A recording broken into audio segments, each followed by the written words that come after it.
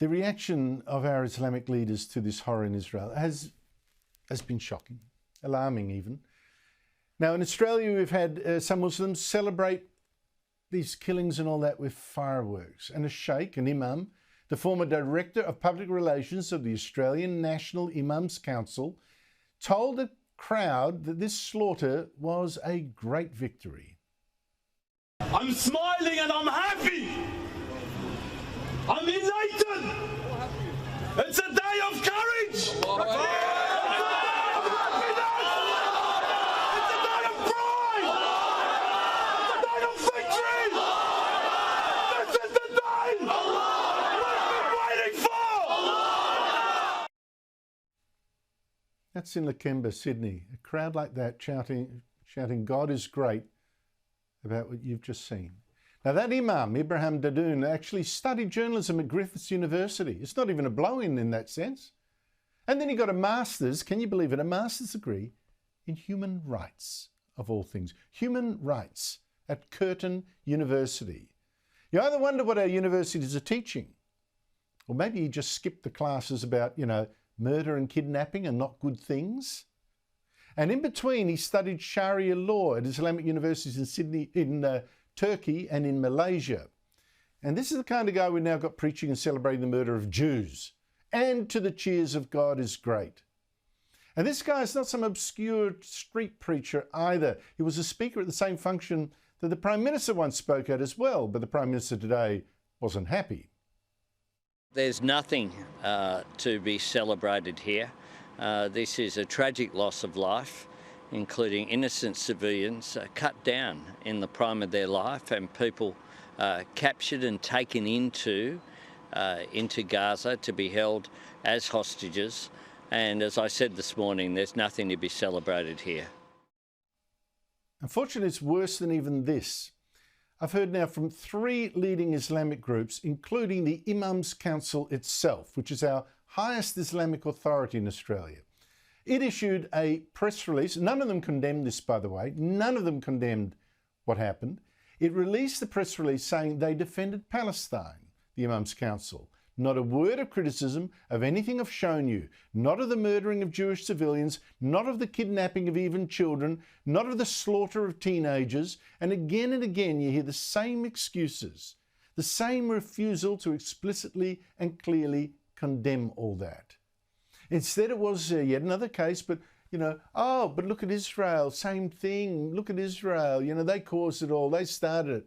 In fact, minutes ago, we had a pro-Palestinian rally backed by far-left organisations march to the Sydney Opera House to actually support Hamas, the terrorist group responsible for all these crimes. So to anyone who comes out with an argument that says Hamas is a terrorist organisation, let me tell you that it is internationally recognised that we Palestinians, as Hamas, have a right to resist ethnic cleansing.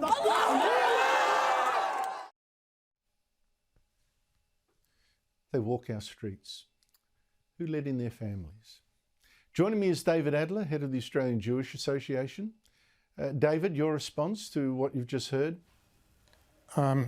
Andrew, this is shocking. It's sickening. It is enormously concerning. I didn't think in my lifetime I would see in Australia such evil supported by community leaders, and they need also to be very careful legally. It is actually a crime to support a prescribed terrorist organisation. I've had 2 senior politicians today, including someone who you've interviewed a few times, Senator James Paterson, who's a former chair of the Parliamentary Intelligence and Security Committee, alert us to that issue. But there's a massive, massive moral issue as well. What they are supporting is the slaughter of innocent people. They're supporting rape, and I've had, within the last half hour, more reports of gang rapes, including rapes of young women next to the dead bodies of their friends. I mean, things that you'd regard as unimaginable horror. We've seen elderly people murdered. There is graphic pictures and videos which you can't show publicly, but I'll describe just one more. I've seen a man who's been shot in the abdomen, likely dying, and one of the Hamas terrorists grabs a garden hoe and tries to behead him using the garden hoe. Now, if anyone is supporting this stuff, terrible. I if won't go anybody further, is not David. condemning it's just too distressing. it is. Just It's one last outrageous. thing, because I'm running out of time, David. Another disturbing thing.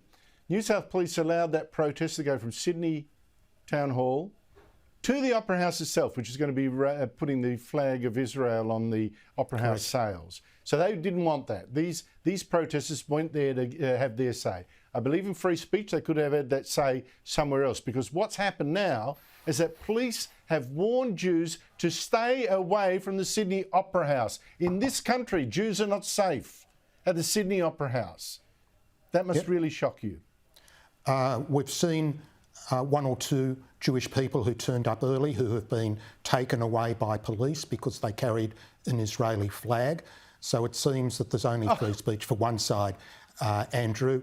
And yes, an email went round to the Jewish community warning us to stay out of the city of Sydney tonight, to stay away from the town hall area, to stay away from the Opera House area, because we would be at risk if we were identified as Jewish in Sydney this evening. In your own capital city. Correct. I mean, in Sydney. I mean, New South Wales. This is incredible.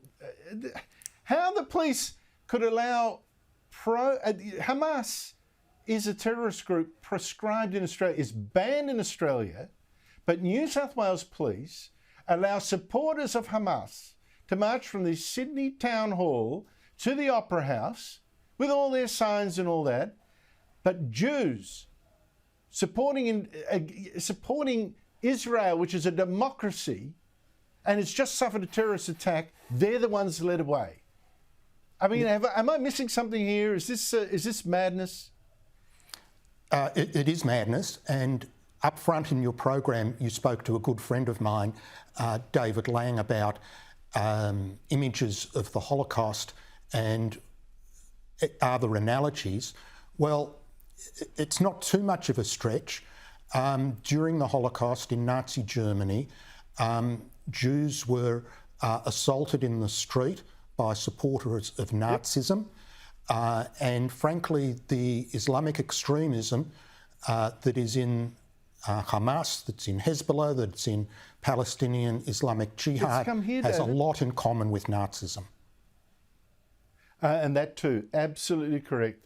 Absolutely correct. David Adler, thank you so much for your time.